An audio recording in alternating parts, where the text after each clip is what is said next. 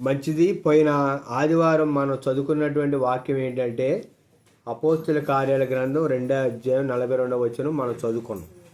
అదేంటంటారా? వినండి జాగ్రత్తగా. ఆనాటి సంఘం ఈనాటి సంఘాలు యొక్క పరిస్థితులు ఎలా ఉన్నవి అనేది లేఖనాల్లో నుండి మనం నేర్చుకున్నాం. ఈ వారం అదే వాక్యాన్ని కొనసాగింపుగా మరికొన్ని విషయాలు నేర్చుకుందాం. చదవగలిగిన వారు, చదువుకున్నవారు ఖచ్చితంగా వాక్యం తీసి చదవండి. చదవలేనటువంటి వారు, చదువు రానటువంటి వారు వినండి, జాగ్రత్తగా వినండి వాక్యం. మనం పైన ఆదివారం చదువుకున్నటువంటి వాక్యం ఏంటంటే అపోస్తుల కార్యాల గ్రంథం 2వ అధ్యాయం 42వ వచనం. అక్కడ ఏమని రాయబడి ఉంది?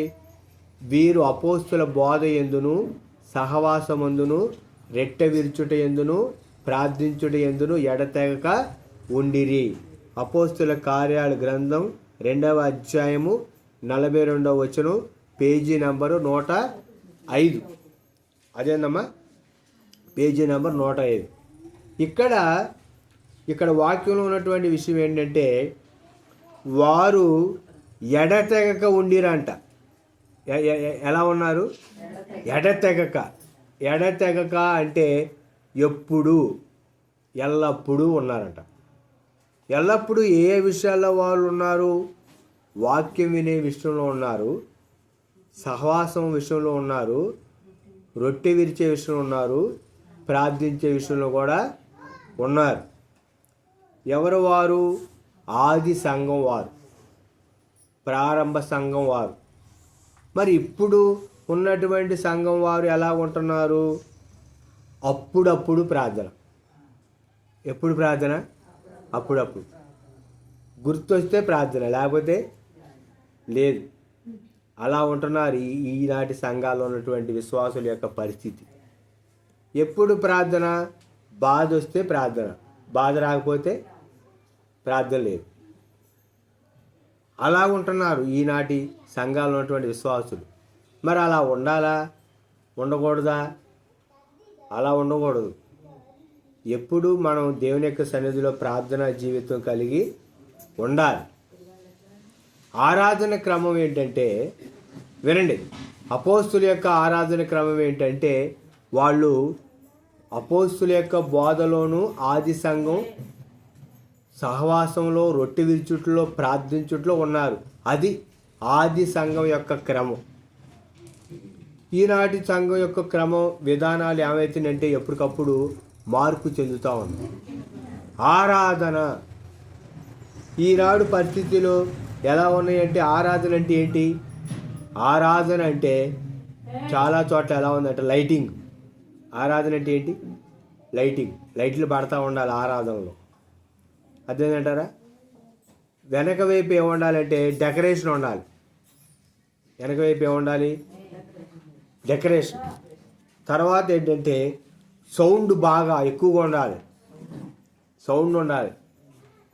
ఆరాధన అంటే సౌండ్ ఎక్కువగా ఉండాలి, డెకరేషన్ ఉండాలి, లైట్లు ఉండాలి. ఇది ఈనాడు ఆరాధన పరిస్థితి, సంఘాల్లో ఉన్నటువంటి పరిస్థితి. కానీ యేసుక్రీస్తు ప్రభువారు చెప్పినటువంటి ఆరాధన ఏంటి? యోహాను సువార్త 4వ అధ్యాయం 24వ వచనం చదవండి. పరిశుద్ధ గ్రంథంలో నుండి యోహాను గారు రాసిన సువార్త 4వ అధ్యాయం 24వ వచనంలో ప్రభు అయినటువంటి యేసుక్రీస్తు వారు సమరయ స్త్రీతో చెప్పినటువంటి వాక్య భాగం సందర్భంలో ఉన్నటువంటి వాక్యం చదవండి. ఏమనుంది అక్కడ? యోహాను సువార్త 4వ అధ్యాయం 24వ వచనంలో ఏమనుందమ్మా? చదవండి. యోహాను సువార్త 4:24.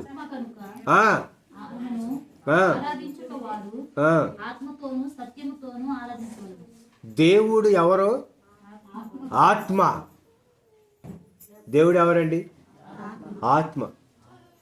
దేవుడు ఆత్మ కనుక ఆయన ఆరాధించేవారు ఎలా ఆరాధించాలి?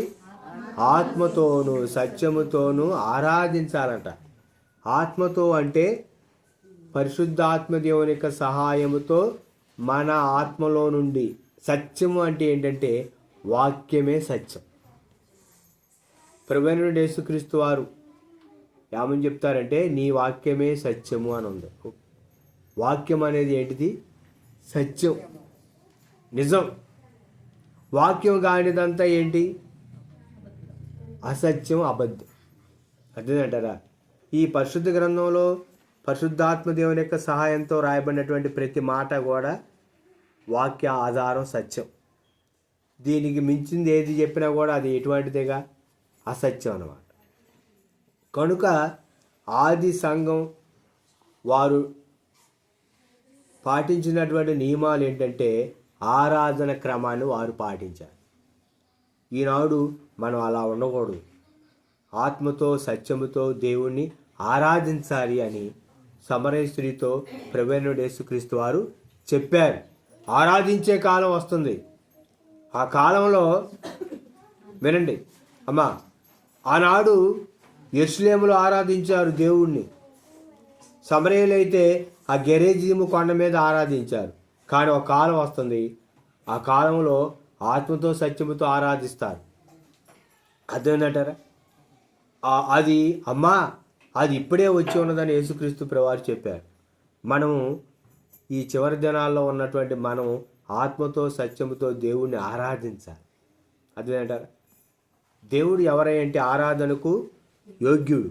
మనం ఎవరమయ్యా అంటే ఆరాధించవలసినటువంటి ఆరాధికుడు. దేవుణ్ణి ఆరాధించాలి ఆత్మతో సత్యముతో. రెండో విషయం ఏంటంటే అపోస్తలుల కార్యాల గ్రంథం 4వ అధ్యాయం 32వ వచనం ఉన్నటువంటి వాక్యాన్ని ఒకసారి చదువుకుందాం. చూడండి, దేవుని వాక్యం 4వ అధ్యాయం 32వ వచనం చదవండి అమ్మా. 4:32 అపోస్తలుల కార్యాల గ్రంథం 4వ అధ్యాయం 32వ వచనంలో ఉన్నటువంటి లేఖనం.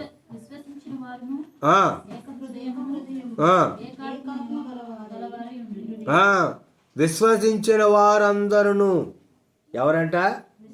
విశ్వసించిన వారందరూ అంటే నమ్మిన వాళ్ళందరూ, ప్రభు అయినటువంటి యేసుక్రీస్తు దేవుడు అని నమ్మిన వారందరూ ఏక హృదయము ఏకాత్మ గలవారై ఉండిరి అంట. ఏక హృదయం అంటే ఒకే మనసు. ఏ మనసు? ఒకే మనసు. అదేనంటారా? మరి సంఘాలలో ఆది సంఘంలో ఏముందయ్యా అంటే ఒకే మనసు ఉంది. అయ్యగారు ఏది చెబితే అదండి అనేవాళ్ళు ఉంటారండి. కొంతమంది ఉంటారు, కొంతమంది అంటారు అయ్యగారు చెప్పింది ఏంటండి మా మాట కూడా అంటారు. అంటారంట. ఏక మనసు అంటే ఒకే మనసు, ఒకే మాట, ఒకటే మాటకి కట్టుబడి ఉండేటటువంటి విధానం, నిర్ణయం.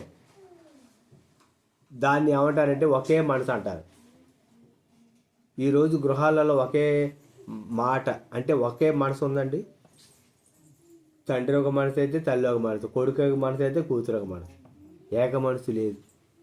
కానీ విశ్వసించినటువంటి వారమైనటువంటి మనం సంఘంలో ఒకే మనసు కలిగి ఉండాలి అని దేవుని వాక్యం మనకి బోధిస్తూ ఉంది. ఒకే మనసు కలిగి ఉండాలి. అదేంటారా? ఏక మనసు. కొరింథీయులకు రాసిన పత్రికలో పౌలు గారు 1వ అధ్యాయం 10వ వచనంలో ఏమని చెప్పారు అక్కడ చూడండి. కొరింథీయులకు రాసిన పత్రిక 1వ అధ్యాయం 10వ వచనం.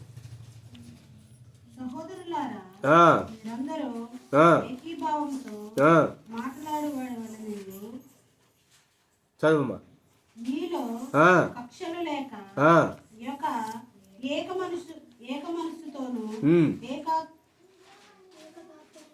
ఏక తాత్పర్యంతోను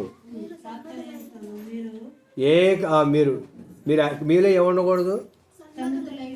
మీలో ఏముండకూడదు? కక్ష ఏంటి ఉందా లేదా మాట? కక్ష ఉండకూడదు. విశ్వసించినటువంటి వారు అంటే నమ్మిన వారందరూ కూడా ఏక మనసు కలిగి ఉండి కక్ష ఉండకూడదు. కక్ష, కార్పణ్యం, కుట్ర, కుతంత్రం, కుళ్ళుబోతనం, అదేంటారా పిసినారితనం, ఇవన్నీ మనలో ఉండకూడదు. కలుపుగోలుతనం కలిగి ఉండాలి. సంఘం అంటే ఏముండాలి తెలుసా? కలుపుగోలుతనం ఉండాలి. అదేంటారా? సంఘంలో సమాధానం కలిగి సహవాసంలో కలుపుగోలుతనం ఉండాలి. ముందొచ్చినటువంటి వారు వెనకొచ్చిన వారిని వందనాలని చెప్పాలా? ముందొచ్చిన వాళ్ళు వెనక వచ్చిన వారి కొరకు సిద్ధపరచాలి. అదేంటారా? అది అందరూ కలుపుగోలుతనం కలిగి ఉండాలి. కానీ నేటి సంఘాలలో ఆ విధమైనటువంటి విధానం ఉందా? లేదు. సమాధానం అనేది లేదు. ఏక మనసు, ఏక తాత్పర్యం, ఒకే మనసు ఉండాలండి. మనం అందరం ఒకే రక్తంలో కడగబడ్డాం. అవునా కాదా అమ్మా? మనం అందరం కడగబడింది ఎవరి రక్తం? ప్రభు అయిన యేసుక్రీస్తు రక్తం. ఒకటే రక్తమా? ఒకటే రక్తంలో కడగబడినటువంటి ఒకే దేవుడిని నమ్మేటటువంటి మనం ఒకే మనసు కలిగి ఉండాలి అని దేవుని వాక్యం చెప్తాము. ఆనాడు ఆది సంఘంలో వాళ్ళందరూ కూడా ఒకే మనసు కలిగి ఉన్నారు. మనం ఈ చివరి దినాల్లో ఉన్నటువంటి మనమందరం కూడా ఒకే మనసు కలిగి ఉండాలి. మొట్టమొదటగా ఎప్పుడూ దేవుణ్ణి ఆరాధించాలి. 2, ఎప్పుడు ఒకే మనసు కలిగి ఉండాలి. 3వ విషయం ఏంటంటే చూడండి, ఇక్కడే 2వ అధ్యాయం చూడండి, ఇక్కడే దేవుని యొక్క వాక్యంలో రాయబడి ఉంది. 35వ వచనం చూడండి.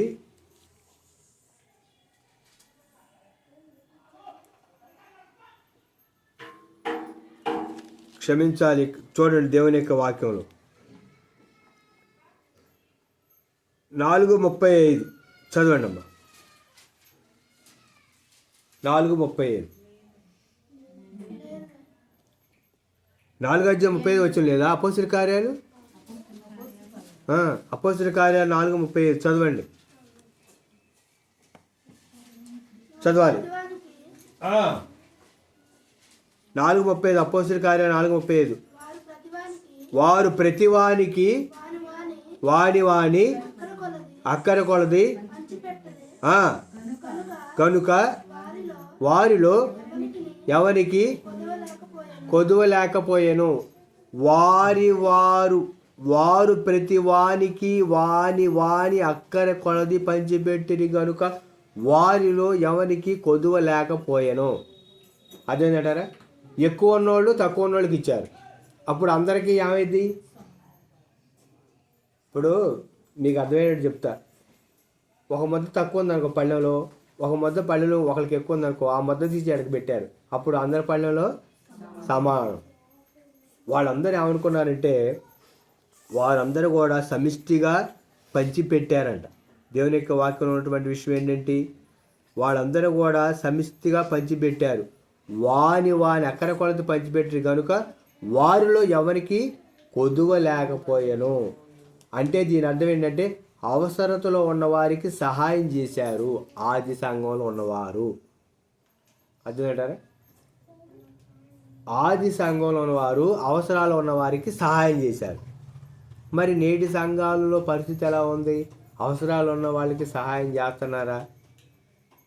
ఏమండి, చేయట్లేదా? అవసరతలో ఉన్నవారికి సహాయం చేయాలి. సంఘంలో ఎవరు ఉండాలి తెలుసా? ప్రార్థించే వాళ్ళు ఉండాలి, సహాయం చేసేవాళ్ళు ఉండాలి, పరిచయం చేసేవాళ్ళు ఉండాలి, అన్నీ చేసేవాళ్ళు ఉండాలి. ప్రార్థన చేసేవాళ్ళు ప్రార్థన చేయాలి, సహాయం చేయాలి, పని చేసేవాళ్ళు పని చేయాలి, ఏది చేసేవాళ్ళు అది చేయాలి. అందరూ అది చేస్తేనే అప్పుడు అది ఏమైంది? సంఘం. ప్రభు అయినటువంటి యేసుక్రీస్తు వారి యొక్క సంఘం అయితే అదేంటారా? ఎవరు ఏ పని చేయాలో, ఎవరికి దేవుడు ఏ టాలెంట్ ఇచ్చాడో, ఏ తలంట్ ఇచ్చాడో వాళ్ళు ఆ పని చేయాలి. అదేంటంటారా?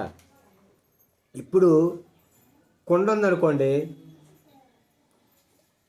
దేవుడు ఇప్పుడు కొండ ఉందనుకో, ఉదాహరణ కొండ ఉందనుకోండి, మట్టి కొండ విలువ మట్టి కొండ ఉంటుంది, షోకేసులో ఉండే కొండకి దాని విలువ దానికి ఉంటుంది. కొండ ఒకటే, ఏ పనికి దాన్ని ఉపయోగిస్తారన్నమాట. అట్లా అని మంచినీళ్ళు తాగే కొండ విలువ తక్కువైందా? అట్లా అని షోకేసులో ఉన్న కొండ విలువ ఎక్కువైందా? కాదు, దేని పని దాందే. అట్లా అని ఇది తక్కువది కాదు, అది ఎక్కువది కాదు. అదేంటంటారా? మీకు గిన్నె కొండే వీళ్ళు గిన్నె కొంటుంది, స్పూన్ కొండే వీళ్ళు స్పూన్ కొంటుంది వంటగదిలో. అట్లాగే దేవుని పనిలో అన్నిటికీ విలువ ఉంది, ఏది తక్కువ కాదు. కనుక వారి అక్కర కొలది వాళ్ళు ఏం చేశారయ్యా అంటే సహాయం చేశారు, పంచిపెట్టారు. నేటి సంఘాలలో అటువంటి సహాయం చేసే మనసు చాలా తక్కువ ఉంది. కొన్ని సంఘాల్లో ఉంది, కొన్ని సంఘాలు అసలు ఆ మనసే లేదు. ఎవరి కారు యమునా తీరే అన్నట్టు ఉంది. దేవుని వాక్యం ఏం చెప్తుంది? యాకోబు గారు రాసిన పత్రిక 1వ అధ్యాయం 27వ వచనం ఒకసారి చదవండి. దేవుని వాక్యం ఏం చెప్తుందమ్మా? ఈ విషయంలో పరిశుద్ధ గ్రంథంలో లేఖనం ఏమని రాయబడి ఉంది? ఒకసారి చదవండి. యాకోబు గారు రాసిన పత్రిక 1వ అధ్యాయం 27వ వచనం చదవండి. మీకు అర్థమయ్యేటట్టు వివరంగా, నిదానంగా, తెలుగులో స్పష్టంగా నేను చెప్తున్నా, జాగ్రత్త. తండ్రి అయిన దేవుని ఎదుట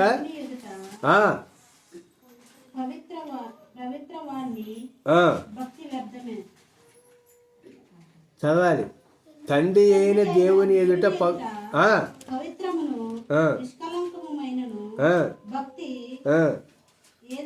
ఏదనగా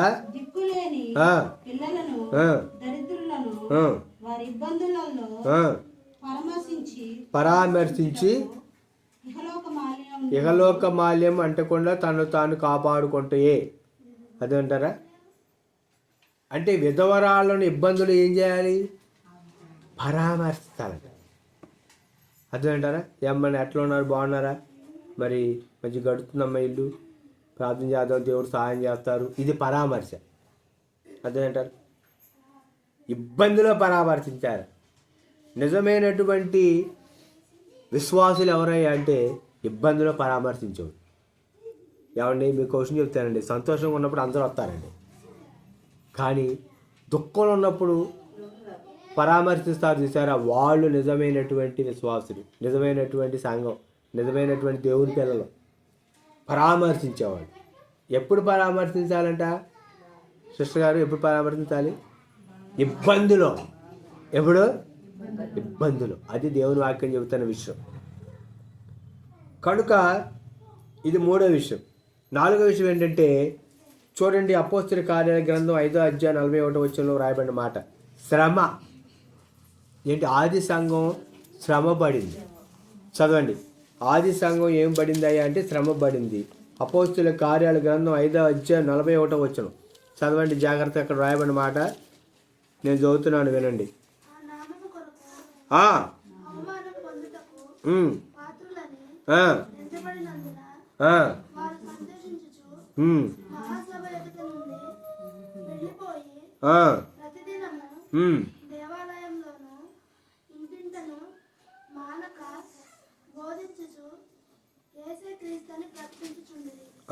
యేసే క్రీస్తు అని ప్రకటిస్తున్నారంట.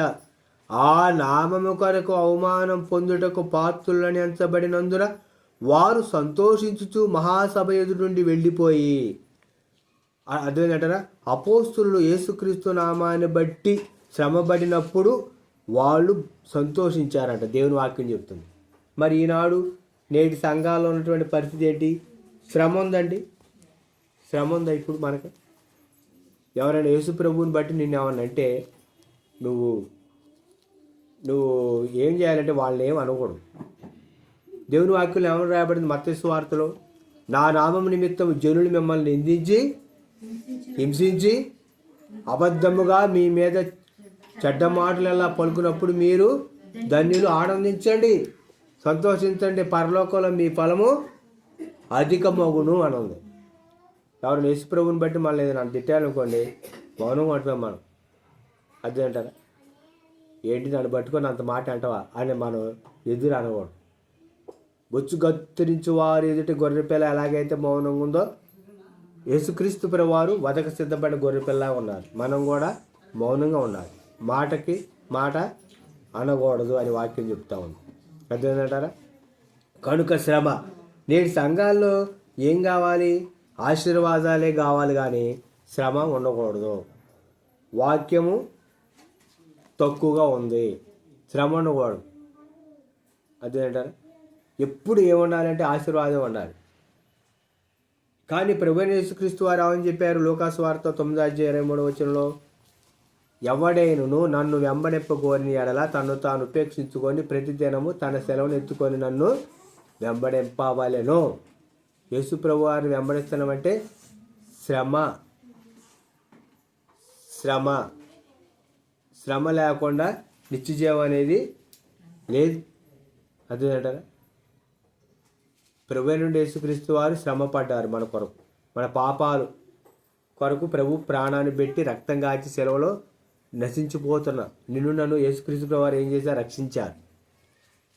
అదేంటారు, ఇందాక సిస్టర్ గారు కేళల నొప్పులు భరించలేకపోయానండి అన్నారు. వాస్తవే.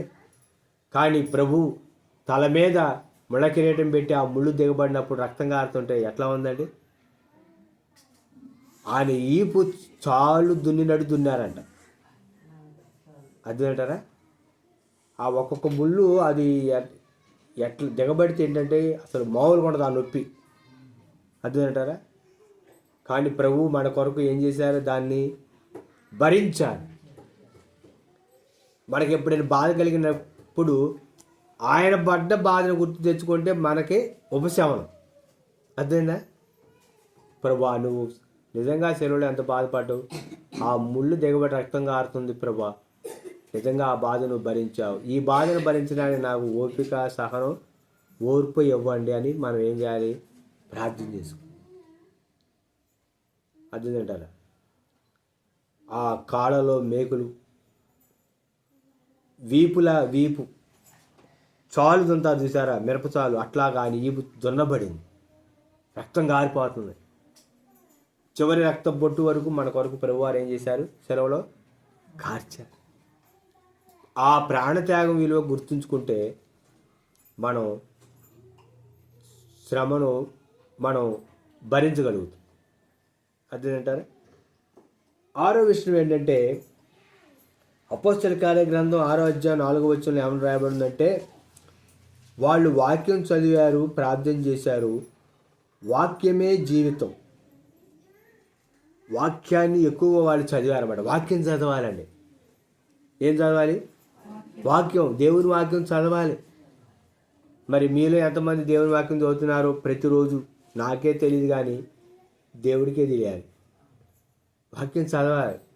అర్థమేంటారా, ఈ రోజుల పరిస్థితి ఎలా ఉందంటే బైబిల్ తక్కువ, మొబైల్ ఎక్కువ. మొబైల్ నెట్టు ఇట్టా అంటే అది ఆగదు, వెళ్ళిపోతూ ఉంటుంది. ఈ సమయం ఏమైపోద్ది, ఒక పక్క టైం వెళ్తూ ఉంటుంది.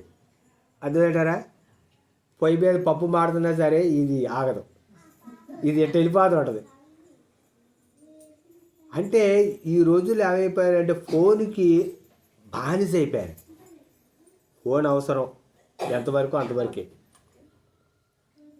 నీ ఆత్మీయ జీవితం ఫోన్ బట్టి నువ్వు ఇబ్బంది పడకూడదు. ఫోన్ బట్టి నీ ఆత్మీయ జీవితం డెవలప్ అవ్వాలి, కానీ ఫోన్ బట్టి మొబైల్ బట్టి నీ ఆత్మీయ జీవితం డౌన్ అవ్వకూడదు.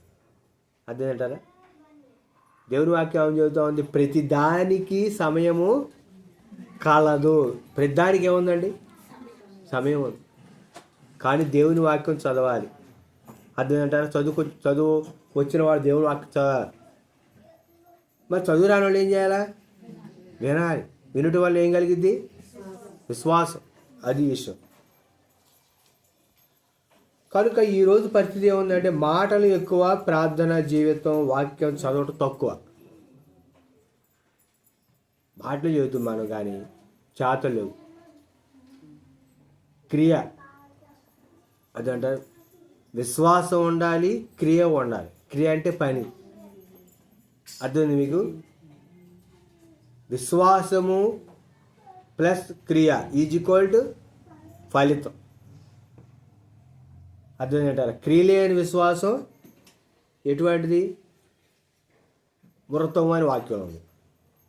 ఆరో విషయం, అపోస్తలుల కార్య గ్రంథం 5వ అధ్యాయం అక్కడ అననీయ సపీరా విషయంలో రాయబడినటువంటి వాక్య భాగం ఏంటంటే, వాళ్ళ జీవితంలో మార్పు లేదు. ఆది సంఘంలో ఉన్నారు కానీ అననీయ సపీరా జీవితంలో ఏం లేదమ్మా, మార్పు లేదు. ఏమ్మా ఇంతకే మీరు భూమి అమ్మారా అంటే వాళ్ళిద్దరూ ఏకీభవించారంట. దేని విషయంలో ఏకీభవించారు? పరిశుద్ధాత్మకు వ్యతిరేకంగా అబద్ధం ఆడటానికి, పరిశుద్ధాత్మను మోసం చేయడానికి భార్యాభర్తలు ఏం చేశారు? ఏకీభవించారు. పేతురు గారు అడుగుతారు, ఎంతకీ అమ్మే భూమి? ఇంతకే అమ్మే అని చెప్పి. నన్ను అడిగినా నేను అదే చెప్పు. ఎంతకీ అమ్మారంటే అక్కడ వినండి, ఇంతకే భూమి అమ్మారు అని చెప్పటంలో అది అబద్ధం కాదు. కానీ వీళ్ళు ఏం చేశారు తెలుసా, అమ్మిన దాన్ని కొంచెం దాచుకొని కొంచెమే తీసుకొచ్చి ఇచ్చారు. అయ్యా కొంచెం దాచుకున్నాం, మరి ఉన్నదేదో తీసుకొచ్చి ఇచ్చామంటే ఓకే. కానీ ఇదే ఇంటికాడ ఏం లేదు, మేము అమ్మిందంతా తీసుకొచ్చి నీకేస్తాను, ఇంటికాడ ఏం లేదని చెప్పారు. అబద్ధం. అర్థమంటారా? ఆ సఫీరా కూడా ఏం చేసింది, అననీయతో పాటు ఏకీభవించింది. పరిశుద్ధాత్మను పేతురు గారిని మోసం చేసి అనుకున్నారు వీళ్ళు, కానీ ఎవరు మోసం చేశారు? పేతురు గారిని కాదు మోసం చేసింది, పరిశుద్ధాత్మ దేవుడు. అర్థమైంది మీకు? హెబ్రీ రాసిన పత్రిక 12:14 ఏమని రాయబడిందంటే, పరిశుద్ధత లేకుండా ఎవడు ప్రభువుని చూడడు. మనం ఎందుకంటే ఇక్కడికి వచ్చేది మందిరానికి? ఎక్కడికి వెళ్ళాలి? ఎక్కడికి వెళ్ళాలమ్మా? ఎక్కడికి వెళ్ళాలి? పరలోకం. నిజంగా మనం పరలోకం వెళ్తామా వెళ్ళవా? డౌటే అంటారా? పరలోకం వెళ్ళాలి. పరలోకం వెళ్ళటానికి కోసం మనం దేవుని యొక్క సన్నిధికి వచ్చి, మన యొక్క అంతిమ గురి ఏంటి? నిత్యజీవం. కనుక పరలోకానికి వెళ్ళేటటువంటి పౌరులుగా, దేవుని పిల్లలుగా, ఆయన కుమార్తెగా మనం దేవుని యొక్క సన్నిధిలో సిద్ధపడాలన్నమాట. కనుక ఈ వాక్య భాగం నుంచి మనం నేర్చుకోవాల్సింది ఏంటంటే, మనలో మార్పు రావాలి. 2025 గడిచిపోయింది, 2026 జనవరి నెల కూడా అయిపోయింది, 2026 ఫిబ్రవరి నెల సగం రోజులు అయిపోయింది, ఇంకా 2 వారాలు అయితే ఫిబ్రవరి నెల కూడా అయిపోద్ది. కాలాలు మారుతున్నాయి, క్యాలెండర్లు మారుతున్నాయి, కానీ జీవితాలలో మార్పు లేదు. ఎక్కడ వేసిన గొంగళ అక్కడే ఉంది. విశ్వాస ఆత్మీయ ప్రయాణంలో మార్పు రావాలి. కాలం అయిపోతుంది, సమయం నెతవాడి కోరికంటే త్వరగా ఏమైంది? గతించింది. మీరు సమయానికి వచ్చినా, మీరు సమయాన్ని రాపోయినా, సూర్యుడు ఉదయిస్తాడు, సూర్యుడు అస్తమిస్తాడు, టైం అయిపోతూనే ఉంటుంది. మనం అనుకుంటాం మనం ఆలస్యంగా వచ్చామనుకుంటాం, మనం తొందరగా వచ్చామనుకుంటాం. ఆలస్యంగా రావడం కాదు వినండి, మనం తొందరగా వచ్చామనుకుంటాం, కానీ మనం ఆలస్యంగా వచ్చాం. టైం అయిపోతుంది, కాలం గడిచిపోతుందండి. ఆ విషయం మనకు తెలియట్లే. కానీ దేవుని వాక్యం ఏం చెప్తుంది? సమయం పోనీకి సద్వినియోగం చేసుకోవచ్చు, అజ్ఞానుల వల్లే కాక జ్ఞానం వల్ల నడుచుకున్నట్టు జాగ్రత్తగా చూసుకోమని చెబుతుంది. సమయం వెళ్ళిపోతుంది, వేగంగా వెళ్ళిపోతుంది సమయం. కనుక మన జీవితంలో మార్పు కలిగి ఉండాలి. 7వ విషయం ఏంటంటే, సాక్ష్య జీవితం కలిగి ఉండాలి. అపోస్తల కార్యాల గ్రంథం 1వ అధ్యాయం 8వ వచనంలో ఉన్నటువంటి వ్రాయబడిన మాట అదేంటారా, యెరూషలేము, యోదాయ, సమరయ, బూదిగాంతల వరకు మీరు నాకు ఎవరై ఉండండి? సాక్ష్యం కలిగి ఉండండి. సువార్తను ప్రకటించండి. సువార్త ప్రకటించడం ఎవరి పని? అయ్యగారి పనే కాదు, విశ్వాసుల పని కూడా. పక్కన ఉన్న వాళ్ళకి యేసు ప్రభు గురించి చెప్పాలి. రేపు మన గ్రామం గురించి లెక్క దేవుడు ఎవరిని అడుగుతారు? ఎవరు అడుగుతారు? మమ్మల్ని అడుగుతారు. మా పక్కన వాళ్ళకి యేసు ప్రభు గురించి చెప్ప, పలానా షాపులో పలానా చీర బాగుంటేనే మనం 10 మందికి చెబుతాం కదా, మరి ప్రభు గురించి చెప్పాలి కదా, అవునే కాదా? ఎక్కడ కొనమని అంటారు, పలానా షాప్ అంటే వాళ్ళు కూడా తీసుకెళ్ళి మమ్మల్ని, మేము కూడా తెచ్చుకోండి అంటారు. ప్రభు మరణ గురించి మనం మరణించే వరకు ప్రచురం చేయాలి. అది దేవుని వాక్యం చెబుతున్న విషయం. కనుక సువార్త చెప్పాలి. ప్రభువైన యేసుక్రీస్తు వారు ఏమని చెప్పారు? నేను ఏ సంగతులు అయితే ఆజ్ఞాపించుతునో వాటన్నిటిని గైకొనబడాలని వారికి బోధించండి అని చెప్పారు. చెప్పండి, వినినా చెప్పండి, వినకపోయినా చెప్పండి. ఇప్పుడు కాలేజీలో లెక్చరర్ గారు పాఠం చేస్తే విన్నోడు మంచిగా విని మంచి మార్కులు తెచ్చుకుంటాడు, విన్నోడు మంచి మార్కులు తెచ్చుకోకుండా ఫెయిల్ అవుతాడు. అర్థమంటారా? విని నేర్చుకోవాలి. అలాగే దేవుని యొక్క సన్నిధిలో, ఈ ఆత్మీయ పాఠశాలలో, దేవుని మందిరంలో దేవుని వాక్యాన్ని విని వాక్యం ప్రకారం మనం నడుచుకోవాలి. ఆనాటి సంఘం దేవుని యొక్క ఆత్మతో నింపబడింది. నేటి సంఘాలలో నిజమైనటువంటి ఆత్మీయ అనుభవం, ఆత్మ నడిపింపు లేదు. నేడు ఏముంది అంటే భ్రమపరుచు ఆత్మ పనిచేస్తూ ఉంది, కానీ నిజమైన పరిశుద్ధ ఆత్మ దేవుని యొక్క సహాయంతో నడిపించబడట్ల. భ్రమ భ్రమలో ఉన్నారు. సంఘాలు భ్రమలో ఉన్నాయి. ఆనాడు ఆది సంఘం దేవుని యొక్క ఆత్మ నడిపింపుతో నడిచింది. కానీ నేటి సంఘాలు పరిశుద్ధాత్మ దేవుని యొక్క నడిపింపులో మేము ఉన్నామనే భ్రమలో ముందుకెళ్తున్నారు. కనుక భ్రమ నుంచి బయటకు వచ్చి నిజమైన ఆత్మ సహాయంతో మనం పరిపూర్ణమైనటువంటి వధువు సంఘ దేవుని యొక్క రాకడ కొరకు మనం సిద్ధపడాలి. కనుక ఈ మధ్యాహ్నకాల సమయంలో అట్టి కృపా ప్రభు మన యొక్క జీవితాలు అనుగ్రహించి వాక్యాన్ని మన అంతరంగంలో భద్రపరచుటకు ప్రభు సహాయం చేయనుగాక. ఆమేన్.